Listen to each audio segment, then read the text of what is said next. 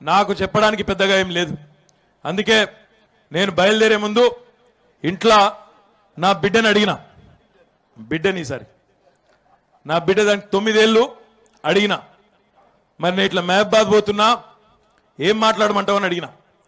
ఆ పాప ఒకటే చెప్పింది, అందరికంటే ముందు నీకు మైక్ ఇస్తే నా తర్వాత చాలా మంది పెద్దోళ్ళు ఉన్నారు, తుమ్మల గారు, చందులాల్ గారు, కడియం శ్రీహరి గారు, సీతారాం గారు, వాళ్ళు అన్ని విషయాలు చెప్తారని చెప్పి సపడే కూర్చోమన్నది.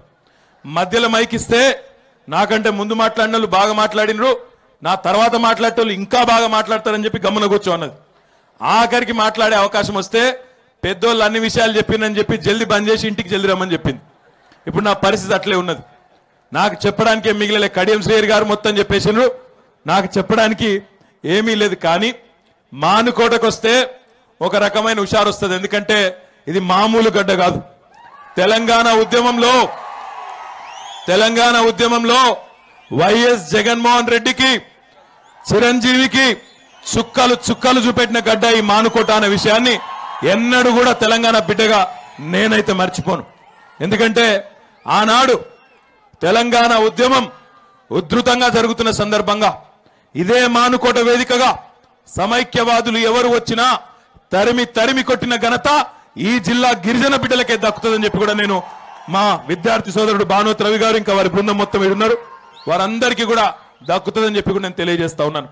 మామూలు విషయం కాదు, 1, 2 కాదు, దశాబ్దాల పోరాటం, ఎన్నో ప్రతికూల శక్తులు, అవన్నింటినీ ఎదుర్కొని రాదన్న తెలంగాణ, వస్తే మీ మొహాలకి తెలివుందా అన్న తెలంగాణ, మీకు పరిపాలన చాతనవుతుందా అనే వెక్కిరింపుల మధ్యన ఎన్నో అనుమానాలు, అపనమ్మకాలు, ఎన్నో రకాల మరి హేళనలు, ఇన్నింటి మధ్యన ఉద్భవించిన తెలంగాణకి మీ అందరి ఆశీర్వాదంతో, మీ అందరి దయతో ఈరోజు మన ఉద్యమ నాయకుడే రాష్ట్ర తొలి ముఖ్యమంత్రిగా బ్రహ్మాండంగా 4 ఏళ్లలోనే గడిచిన 70 సంవత్సరాల్లో జరగని కార్యక్రమాలను, సంక్షేమ కార్యక్రమాలైతేనేమి, అభివృద్ధి కార్యక్రమాలైతేనేమి, 70 ఏళ్లలో గత నాయకులు, గత ప్రభుత్వాలు చేయని కార్యక్రమాలను 4 ఏళ్లలోనే ఈరోజు చేసి బ్రహ్మాండంగా ముందుకు పోతున్న పరిస్థితిని కూడా మీరు గమనిస్తా ఉన్నారు.